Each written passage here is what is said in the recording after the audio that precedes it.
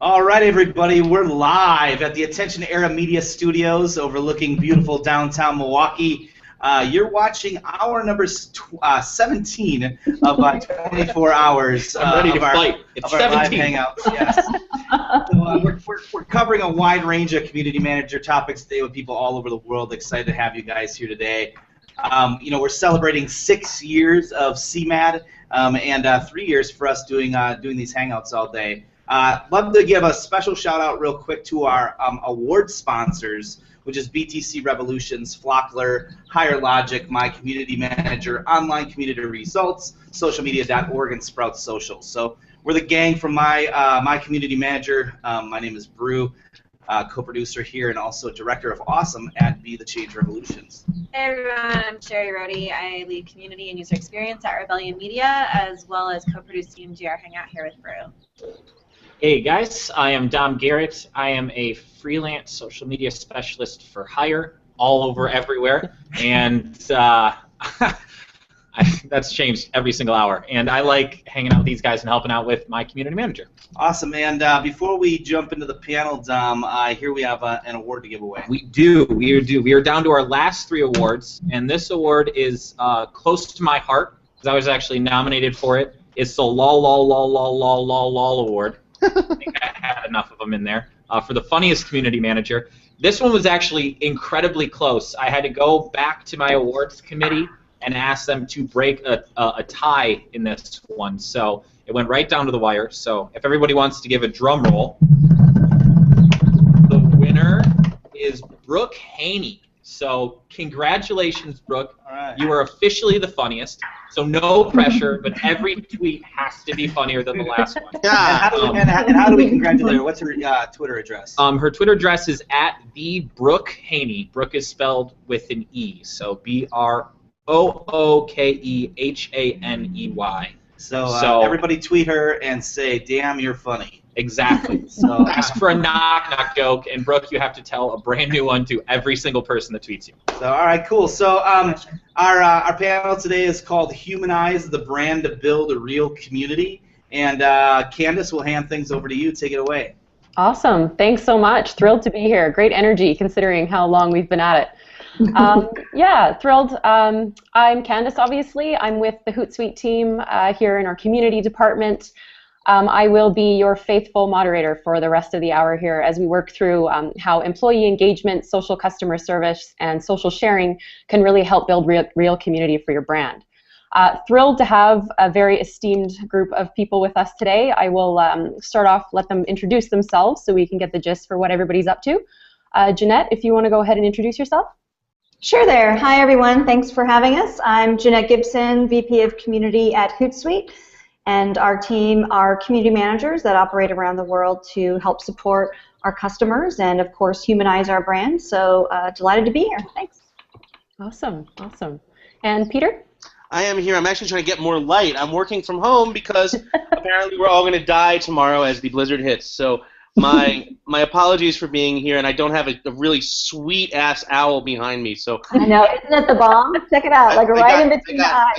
I got nothing here. No, I'm just a guy named Peter Shankman who is very involved in managing communities and very involved in social and has a book coming out tomorrow called, literally tomorrow, in the middle of a freaking blizzard, called Zombie Loyalists, and it's all about using great service to create rabid fans. So I am thrilled to be here. Thank you guys for having me.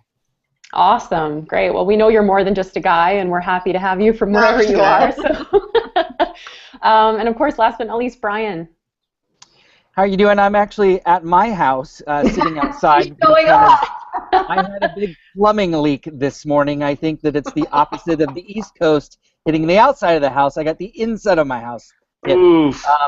So I thought I'd come outside. My name is Brian Kramer, and I wrote a book called Humantohuman 1 year ago on Friday. It was my anniversary for H2H, and then I'm just the other guy. Peter Shankman's the other guy, and we got the West Coast handle. West Coast, East Coast. Awesome. That's us. Great. Okay. Awesome. Well, yeah, again, we're thrilled to have you here, so we'll dive right into it.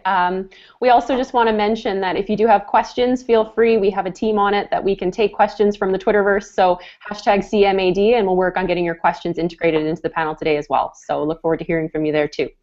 Thought we would kick it off with a good general question, knowing that we are focused on employee engagement and social. I'd love to start off, Peter, if you want to share your thoughts on what role employees play in social media in helping to create likable brands. Sure. I mean, I think the bigger question, before you even get to that is, are you allowing your employees to actually be social? One of the biggest problems that I always hear from companies, whether it's giant companies or small ones, is that they don't trust their employees to speak for them. And so my answer to that is that they don't have a social or engagement problem, rather they have an employee trust problem. If you can't figure out how to trust your employees, your problem is not with the employees, your problem is with your hiring practices. Ritz-Carlton hires employees not because they can fold a bed sheet, but because they truly love serving other people. And so, to create this world where every single one of your managers and employees can be engaged and can talk, it has to first start with trusting them and knowing that they're going to do the right thing. And again, that comes from hiring. Great. Awesome perspective for sure. I know that's something we definitely at Hootsuite definitely are on the same page around the trust. Fantastic. Peter, did you have anything you wanted to add to that? Or sorry, Brian? I think Peter's right on. I think one of the things that is really important is just knowing that not everybody knows how to network. And a majority of the organizations that I work with, and I'm sure we all work with, not everyone's an extrovert. Not everyone knows how to shake a hand and walk into a room and trade a business card. Why are we expecting them to go and do the same thing on social? So there's a lot of training that goes around that. There's a lot of expectations we need to lose, and we need to start training them how to actually engage and learn human interaction. That's networking, simple 101 kind of stuff that then can easily migrate online. I mean, the same stuff we're doing in person is the stuff we can do on social. It's the digital handshake and the building your own content and building your own thought leadership. It's all stuff that plays in once you learn how to engage with people, and that's real life stuff. I would say I want to comment on the trust thing too, because I think you brought up such a good point, both of you, around the trust and how companies want to control what they're doing, and it's a big fear factor for companies to realize they can't control the fact that their employees are on their mobile phone and are using Facebook during the day and are tweeting during the day. And so how do you find that balance? And I think your point, Brian, about maybe show them the way and help set some best practices and fold this into your culture. I think companies are continuously having to find ways to do employee engagement because everyone's exposed, and when employees are upset, they're saying that in a very public way. So I think that's only going to become even more pronounced. I would suggest also, though, that to complement Brian's point, if a company is aware that there is dissension in the ranks, for whatever reason there is, it's on the company to fix that before it has the ability to go out in the open, before people have the ability to post. I remember working for a big company back in the day that let go of 300 employees in an hour. And they were supposed to do it very quickly so that it wasn't able to get out. The problem was that one of the HR people had a really big mouth, and everyone knew who was going to get fired 3 days before it happened, and instead of the company saying anything, the rumor mill did. So you got to make sure that doesn't happen. Definitely. Great points. We've touched on this a little bit, but I would love to hear a little bit more, Peter, if you have any, say practical tips and considerations when they are, companies are rolling out strategies to enable employees and really, again, creating that likable brand. Did you have any sort of more tactical considerations we could chat about? Yeah, I mean, one of the first things you want to do is find out which employees are most comfortable with being public like that. Just like Brian said, just like you wouldn't let everyone go into the office, into the conference center and start handing out business cards or press releases, you also want to make sure that you're not letting everyone chat. Find a couple of voices for the company. Let them be sort of the unofficial employee voice of the company. Let them talk. Let them give away information that they can do in their own way that people will enjoy. and people will be able to use, and let them be people that will create happiness and sort of enjoyable brand awareness for the company. As that continues to grow, you'll find new people you can add as well. And these people can also reach out. They'll be watching and seeing how other people are responding. They can do the same thing. So that's one of the ways I do it just to start. It's an easy way to sort of characterize who's talking and what they're saying and to keep an eye on what's being said. Mm-hmm. Got it. Jeanette, did you want to add anything to that? Well, I was just thinking about how in the companies I've worked for in the past, how employee engagement and how it is so good to be able to have a small group that can be those best practices, and similar to kind of what Peter was saying, to think about how you can package that up and almost share mini case studies. I did that at a previous company where there was a very large global company. We did case studies of how employees are doing great engagement, and even did awards and contests and let their manager know it was important, because the training part is important to help people understand what are the guidelines and the rules for engaging on social. But like here at Hootsuite, when we do external campaigns, we set aside something special to do with employees, whether it's using the hashtag Hootsuite Life, or we'll say, what's your first tweet, or what are you most proud of? So we do some mini activations with employees to kind of get them to share, and then we look through that and send out the best one and reward that employee. So that's really helped people understand how to put their own kind of personal voice in something that might be like a corporate campaign. Excellent.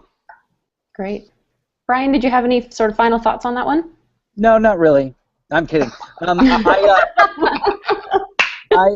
had me there for a second. I think that, well, I have a lot of thoughts on it, so I'm not sure that we could take a whole lot, because I think one of the things is you have to make it fun. If it's not fun, you're going to lose very quickly. Yep. It just has to be fun, or just don't even bother. If it's a ritual, or if it's boring, or if they're not into it, if you can't make it fun, just drop it and walk away. 2, you have to gamify it in some way. Everybody wants to know that they're contributing. How are they contributing? You have to give them that kind of feedback along the way, whether it's weekly or it's monthly or whatever. What is it that they're all contributing towards? And 3 is that they have to be interested in it, and that means that they have to be a part of it, and that means that they maybe were involved in building it. So if you're going to create content, create it with them. Don't create it for them. Mm-hmm. And that's going to be huge, because if you can actually put their name inside of whatever it is that they're going to share, they're going to be more apt to share it because they helped to create it. So so involve them in helping to create the content, and then watch it go. So I'll stop there. I'm glad you brought up crowdsourcing, because I think we think of that coming from the tech sector is something you do with customers. I don't think I've seen that a lot with employees, and I think it works very well right now. Here at Hootsuite, South by Southwest is coming up in March, and that's a big activation for us, and we ran an employee campaign for employees to submit ideas, and the winning ideas get voted on by the employee base, and the winners get to go to South by Southwest to be part of the street team. So the winners were from IT and dev. So it's great to be able to pull other ideas in, because the sense that not all ideas are invented in your department or your company. There's other ways to get good ideas, and that definitely resonates. And congratulations to Hootsuite for being able to create a contest where the winners get to go and work more. Yes, exactly. We're passionate about what we do. Well, it's a good point. Create a contest where the winner gets to clean my house. That's Yeah, exactly. Awesome. I'll definitely buy you a beer if you're at South by. I owe you that. Cool. Okay. I think we could shift gears at this point. Peter, I know sort of that social customer service really is your huge area of expertise. You touched on it a little bit already. Would love to dive into how employees can contribute to customer service. And also I'd love your take on, obviously, whether or not you think it's a good idea, if there's certain industries where it works best. Would love to hear your thoughts on that. Yeah, I think... And unfortunately, I'm going to have to ask you to repeat the question because you just froze up. I was hoping I could fake it, but no, you totally just froze up. Okay, ask no again. problem. Just how employees can contribute to customer service efforts. Got it. And then okay. also That's if you feel it's a really good idea for all sorts of companies or some in particular. Did you say while using bacon?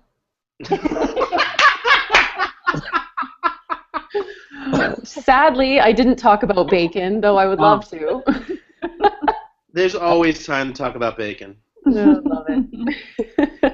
one of the best ways to I think to understand and create sort of this customer service from the masses, from the perspective of every employee, is for every employee to understand that it takes every single employee to grow the company. It takes one employee to kill it. You know, I always relay an experience I had with Hertz Rental Car where I had to deal with 5 different people at the Hertz Rental Car in Phoenix. All 5 of them could have fixed my problem if any of them cared, but none of them did. Mm-hmm. And instead, I went to Avis. And the first person I met at Avis was like, "Oh, dude, totally, we'll fix this in 2 seconds." And I had a new car, you know. And it was like, well, why am I ever going to use Hertz again? If it took 5 people, that's not just a customer service problem. That's a corporate culture problem. And if there's a corporate culture problem, well, then why would I ever trust Hertz in a place? Forget Phoenix. Let's talk about when I have to rent a car in a place where I don't speak English, but they don't speak English, right? Who's to say that won't happen again? So the key is to get employees to understand that it's not so much about having a customer service department, but rather the entire company being a customer service department.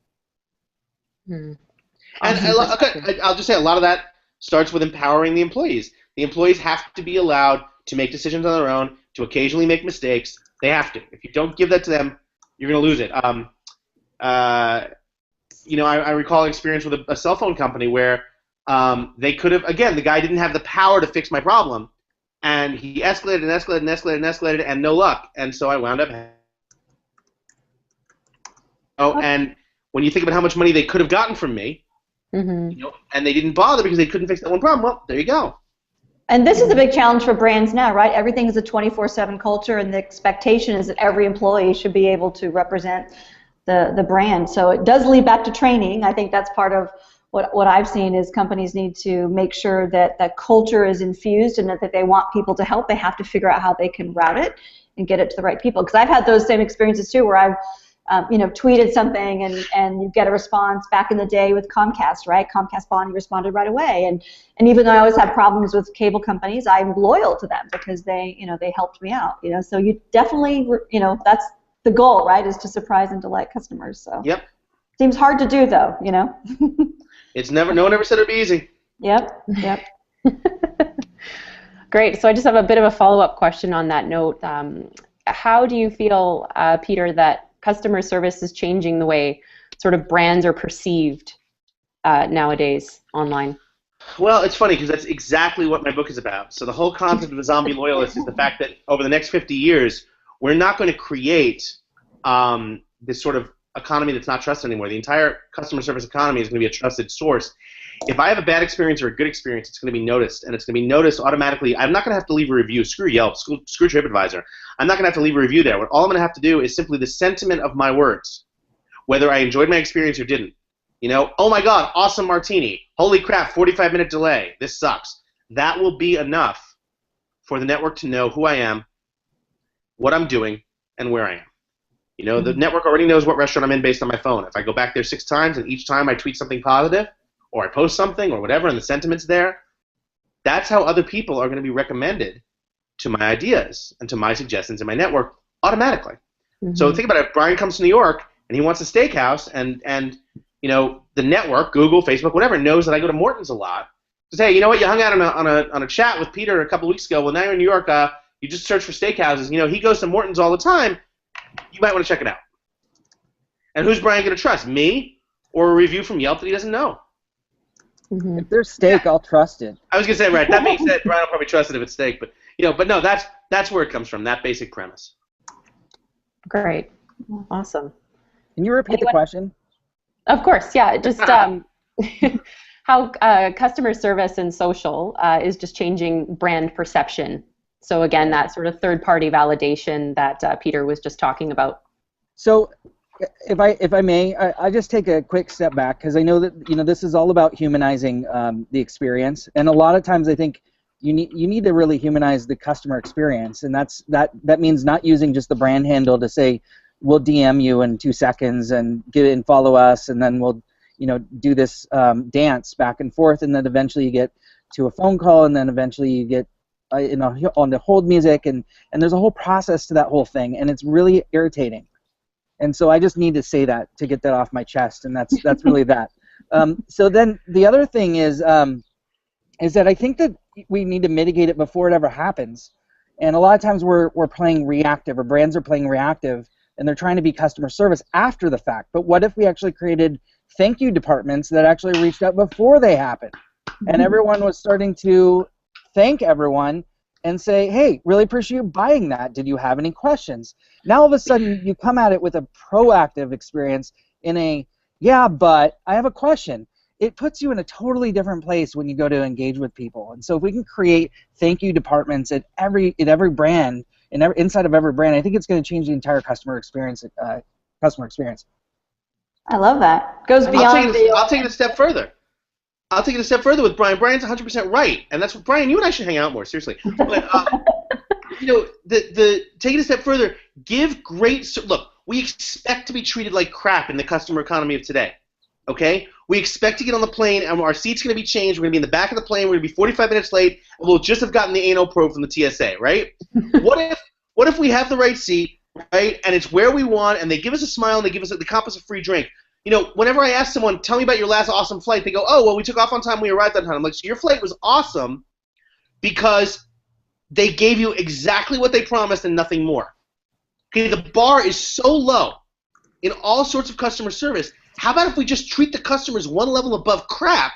Mm-hmm. They'll be so excited that they'll go out and they'll tell the world. They'll tweet about it. They'll post about it. They'll do all that.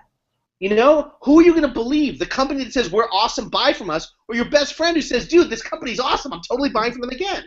Well, this is why we have the sharing economy taken off so much now, right? Like people are going on Airbnb because they're trusting what their friends say, and they're using Uber, like in San Francisco, that is all we use. And so it's interesting on how that is driving purchase decisions, that is driving new businesses, driving economy. It'll be interesting to see in the next few years how that plays out.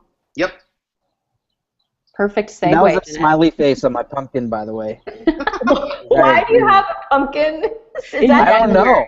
I thought you were just happy to see me. I still have a pumpkin. What month is it? How is it not green and hairy? If it's I know. Again, I thought he was happy to see me. Wait, is this what month is this? I know, dude. We're like end of January. January, and you still have a pumpkin. Wow, that's pretty much the best prop I think I've ever seen on a Google Hangout. Great segue, actually, because I'd love to start to talk about Brian a bit of. How the hell is that a great segue? Well, Jeanette was talking about Airbnb and Brian. Just the Brian sharing. is staying in an Airbnb right now.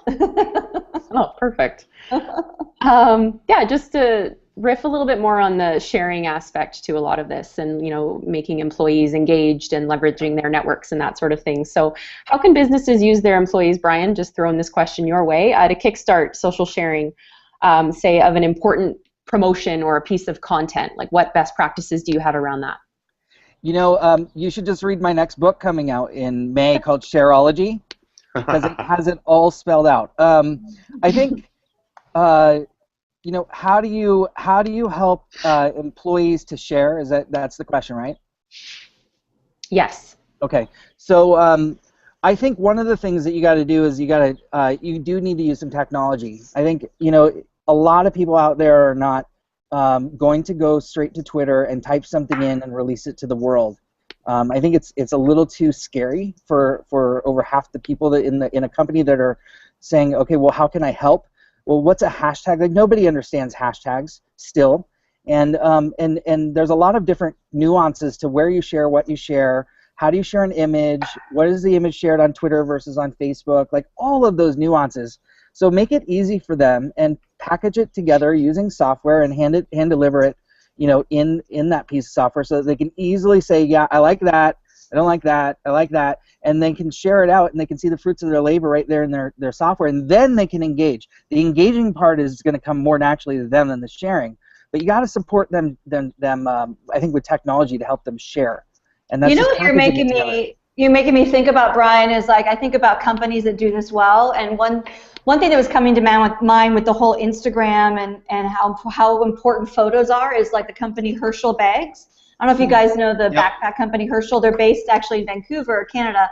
They do a brilliant job of looking at Instagram and finding photographers and then going out to that group saying, will you take pictures of our bags in whatever environment you're in, and we'll give you a free bag. So it's this interesting kind of we respect your creativity and your, influence as a photographer and want to kind of bring them in instead of just hiring, another photographer for the company. But it's interesting on how they're also sharing and building their brand with their audience, right? And not enough companies, I think, are getting that yet. That's very smart. Yeah, smart. It's a great example. And I was just going to say, Brian, I wanted to give a shout out to your human to human pitch, because I think you definitely were ahead of the discussion around. A lot of people were talking about B2B and B2C, and you talk about it's H to H, human to human. I think that's still really hard for companies to get beyond. That, what do you mean? I'm not just targeting a business to business buyer, but like thinking about us as people. And I would love to hear more about how you're seeing that evolve. Like, are you seeing a shift in people treating each other as people, like brands able to do the human to human, and what can we maybe learn from it? Well, at first I was like a human shield for haters, not thinking that B2B and B2C was H to H. It was like a mass attack on their jobs, and that's not the case. I mean, I'm not trying to say that the processes inside of a business to business or business to consumer process isn't difficult, or it's not challenging, or it's not different in every footprint of every company. That's not what I'm saying. What I'm saying is that the customer doesn't care. They don't care about anything that goes on inside of your company. All they care about is the service they receive, or the product they receive. That's all they care about. And so if you can't speak to them on their level, then you fail, and that's it. So how do we do that? And that's the question I think you're asking. And that's through a lot of different things that we can now do using social, but we always used to do it. I didn't invent the word human. We always engaged with people and humans in a way that, was the door-to-door salesman, the vacuum cleaner person that came to our door many years ago, and everyone would look forward to that person. How do we embrace that and do that again, right? So we do it through the way that we speak. We do it through all of the different touch points and making sure that we're not just signing off on some automated email that gets out and distributed in our email system. It's really taking a look at how are we using the different senses. People gravitate towards content in different ways. So you might be more auditory. I might be more visual. How are we going to build things so it's a little bit more human for them? I could keep talking about this forever, but that's. I mean, you really have to talk to people in the way that they want to be talked to, and if you're going to bring all your jargon and your acronyms and all the different inner workings of the business outward into the consumer land or into the business land, it's just not going to work. And so that's really what the book's about. Awesome. Yeah, knowing your audience, it's fantastic. Yeah, I was going to say that brings up the role of data and analytics so much more too, right? As companies have to get a lot more refined and granular in how they're looking at who they serve and listening to them and engaging with them, and not just kind of pushing out to them. At the end of the day, you just want your employees to not take off their customer hat. They go out to lunch and they expect to be treated well. How come when they come back in, they don't provide that same service to others? So it's keeping their customer hat on. Yeah. Brian, just curious, I mean, you're at the sort of ahead of the curve on a lot of this work with the book and everything. Just curious if you feel there are any companies out there or brands that are sort of already walking the walk on this. Do you have any sort of ones to watch? Yeah, so I annoy my wife like a lot because I tweet every brand from every store and every situation that I'm in to see who's doing it well, and unfortunately it's mostly in consumer situations because that's where we live. But I have I travel a lot, and so I'm looking at travel's the hardest industry, man. They probably are the hardest from a customer service standpoint. But Virgin really kind of stands out for me as like an engaging platform. And I had one instance where I can tell you, like I was on the plane. I tweeted out that it was on a Memorial Day, and I tweeted out that I was going to speak at a conference at an IBM conference in Florida, and they tweeted me back. I said, I have my electricity, my coffee, and my internet. What could be worse, or what could be better? And they're like, they tweeted me back within 10 minutes and said, have a good time in Orlando. And I never actually said I was going to Orlando. They actually took it upon themselves to go look up the conference name that I spoke about, and then they tweeted me back and just looked beyond what it was. And now I was speaking the next day on social listening was my keynote. So I was like, wow, this is so cool. They were listening. They went beyond just listening in the normal way. So I went and I put it up in my keynote the next day, and they got some mention there. But then there was 2 blogs written about it because they saw people were listening. So anyway, sorry. Hey, I was just going. listening to the, Virgin is just a great example of looking people in the eye digitally, as Ted Rubin says. Well, and I was just listening to seeing some of the tweets coming through, and people are like, "What is behind you, Jeanette?" And this is like the Hootsuite owl, but I think it's freaking some people out because it's like the big eyes. But one of our employees is an artist, and so she's done these awesome. But I'm murals, but I'm going to move over so I don't freak people out. I thought we were all just getting high without knowing it. I'll do this. I've got Pink Floyd running in my other headphone, if that's... Oh, there you go. In real time, adjusting in real time as we see conversations. Oh my I'll tweet out God. a big thank you. This is why we can't have nice things. Awesome, Brian. Yeah, cool insight again on how a brand can really surprise and delight, and going that extra step to really make it personal. I love that story. So it's definitely something I think all of us in social could do a lot more of. So. And it's the stupidest little things. I mean, that's what kills me. It's simple. It's my favorite story is my Mortons story, and it's not the Mortons story everyone thinks. The Mortons story that everyone knows is, hey, when I tweeted to Mortons, I'm hungry, bring me a porterhouse, and they met me with one at the airport. That's not the story I'm sharing, because that's not scalable. We all know that. What is scalable though is every time you call for a reservation at Mortons, they ask you if you're celebrating anything. And you say, yeah, it's my wife's birthday. Oh, what's her name? Her name's Kira. Okay, great. We'll see you on Kira. You and Kira on Friday at 8 o'clock. Me and Kira show up on Friday at 8 o'clock. They escort us to our table, and on our table is a menu that says "Happy Birthday, Kira" on it. And then for the next 45 minutes, she's Instagramming and photographing and tweeting and posting the crap out of that, and I can't get a drink because she is so excited about what they did. How much money did it cost them to put Happy Birthday, Kira? Nothing. Yeah. Nothing. But that right there is positive sentiment. Yes, treating people like humans, like people, and saying we care about you as people, as customers. Yeah, it's brilliant. I've had such good experiences and such negative ones on both sides of the coin, and it is pretty amazing because, the whole thing, it takes what, like 46 muscles to smile, but like 131 or whatever to frown. It takes nothing to be great, and the benefit is so big, and it takes so much more to just be like crap, and you lose so much from it. I like that point. That's a good quote, Peter. It takes nothing to be brave, because it is brave for companies to try and do that. Yeah. I like that quote too. Don't be crap. That's one level above crap. That should be a new hashtag. I'm not even asking my clients to be good. Forget good. It's like my favorite joke. It's the 2 guys. They're walking in. They're running. They're jogging in the woods, and they see a bear. And the bear's like all about to strike. And the first one leans down and tightens up his running shoes. And the second one says, "Dude, don't be crazy. You can't outrun a bear." And the guy says, "I don't need to. I just need to outrun you." That's all I want you to do. Be one level above crap. The bar is so low. Isn't that sad that the bar is so low? I was going to say. We're so used to bad. It is sad, but it's also awesome.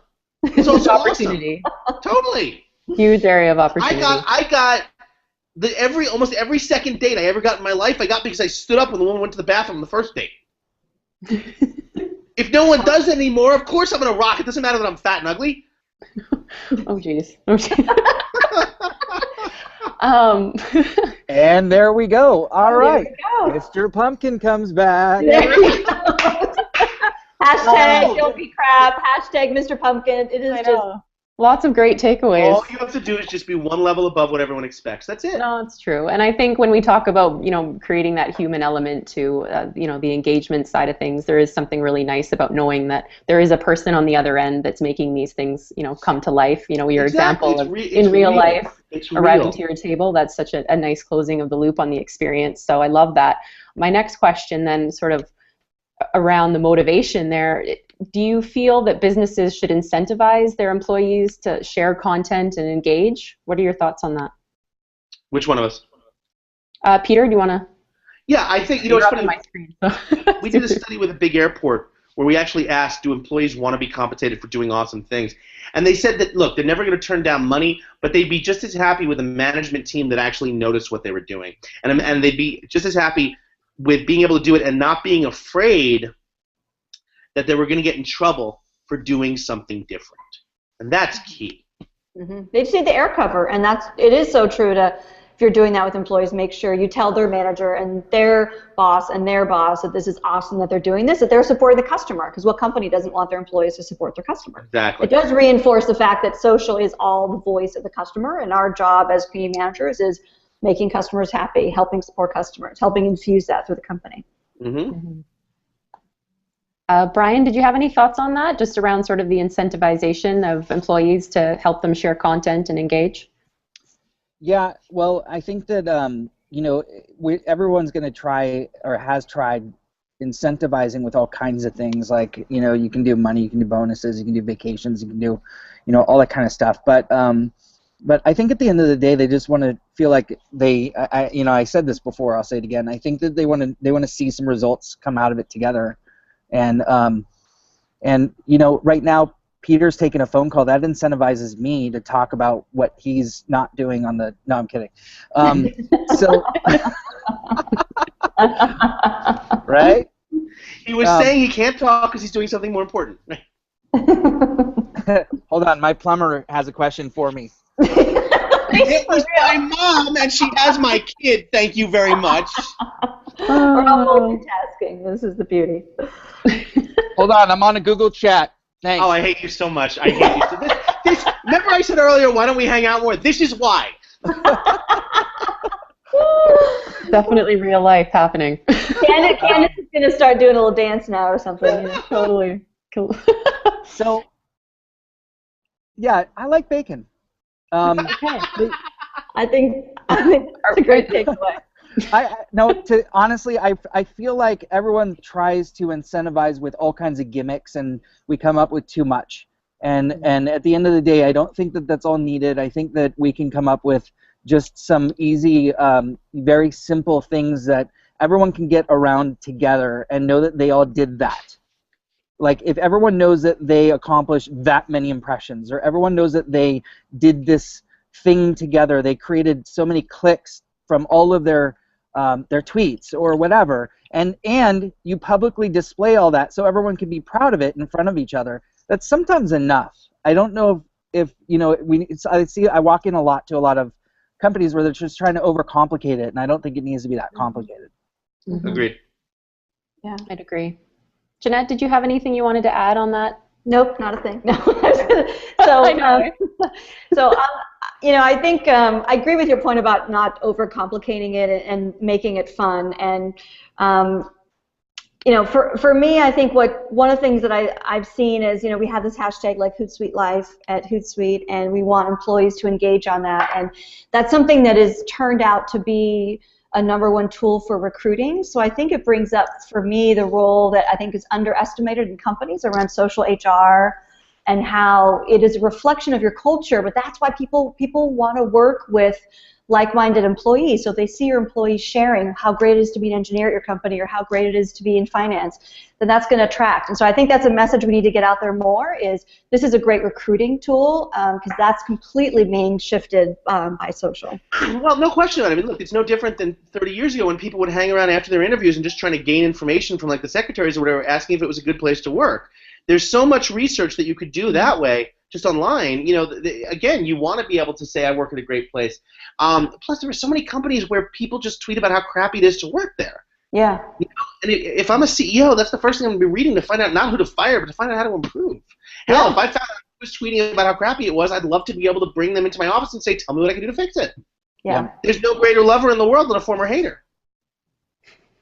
Good point. I guess so. I haven't heard it put that way before, but I guess that would work. Yeah, it's interesting thinking about it as a listening tool for sort of a barometer on how things are going with your internal teams too. It's a great point.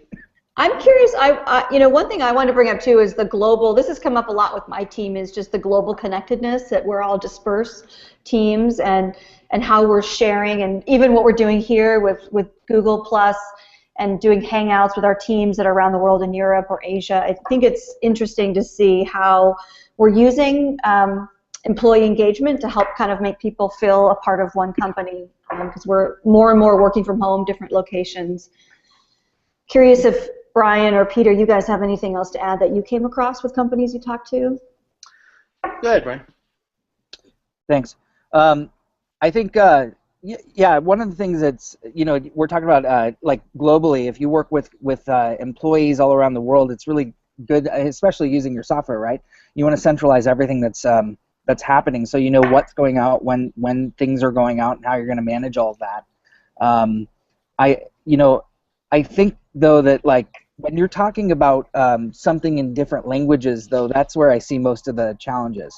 How do we all be social in different languages and talk about different things? And I think that it's really important, and shoot me if you want, but we all have to get together in person, actually talk about it around the world. We have to get together in person and actually figure out who does what, and actually talk in as many languages as we can all understand, to get that down, so that we know when we are all talking in different languages, we know to put a person to a voice to a face. And that kind of relationship has to be built before we can all go online and start trying to be a team. I think in person is really still important before you go online, if you're going to start going global. Agreed. Makes total sense. I know we're coming up here on sort of 20 minutes to 3. I wanted to take a question from Twitter in hopes that also this would be kind of a nice way to sort of wrap things up, because it sort of ties into best practices. So John C. Pan has asked, how do we raise the bar from crap through social practices? So nice to know that it's resonating. Don't be crap. I think we have to turn to Peter, because that was his. Yeah, fair enough. Yeah, just the basics of asking yourself, what can you do that is one level better? What can you, the simple things. What are the simple, tiny ways you could start just by doing stupid things like smiling more, talking, letting your employees, giving them permission to think on their own, things like that. You'd be amazed what you could do with that. And I think asking for employees' input and opinions, right, and including them and not just making assumptions, that's something that we've seen is just putting out that opportunity to engage them as much as you can. Mm-hmm. And being involved in the strategy too, I think, was a great point. Sort of, again, crowdsourcing those ideas was a great point from the beginning. So, funny, comes full circle. Brian, did you want to add anything to that? Just sort of best practices, how to move the bar a little bit higher? Keep your pumpkin year round. Pumpkins are key. That's a good prop. I think, God, if best practices is probably to, I like random acts of kindness, and I'm big on it too, and I'll do this to everyone except Peter, and I'll make sure that that if I like reaching out to people and just saying hi. And I just like saying, hey, how are you doing? Or for no reason, like nothing at all. And you could just do that. Like anyone could do that. Any employee, anywhere, in any company, in any country of this planet can just reach out and say hi. Yep. And it's so easy to do. And watch 10 highs turn into maybe 5 to 7 awesome conversations. And then before you know it, you're being social. So that's my tip. Yep. Awesome. Cool. Awesome. Jeanette, did you want to? Oh. No, that was it. I like the random acts of kindness. Saying hi and smiling and being positive. So imagine if a brand just were to reach out and say, how are you, or how can we help? That would definitely be a surprise and delight. What are you working on? What can we do better? That's all. Yeah. God, that would blow me away. Yeah. So simple. That's a great takeaway. If anyone has any final thoughts, Peter, I know it's a crazy snowstorm is approaching, so. Yes, I have to go down and rescue my daughter and mother. I shall return though. I'd love to do this. I'd love to do this again. Yeah. Yeah. Thank you. That's great. Yeah, grateful for your time and energy, Brian, as well. Thank you. This was fun. Stay warm, everyone. Yes. Okay. All the best with the storm. Alrighty. Bye-bye. Bye, guys. Thanks, everyone. Thanks, everyone. And if you're still tuned in and want to catch the next hour, we'll be talking about beyond vanity metrics in your enterprise social network. So head on over to cmad.co, click on the broadcast schedule, and find the next show. So we'll see you guys over there. Jeanette and Candace, thank you so much. Thank you so much. Thanks, guys. And happy Community Manager Appreciation Day. You too. Thanks so much. Take care. All right, bye. See you guys.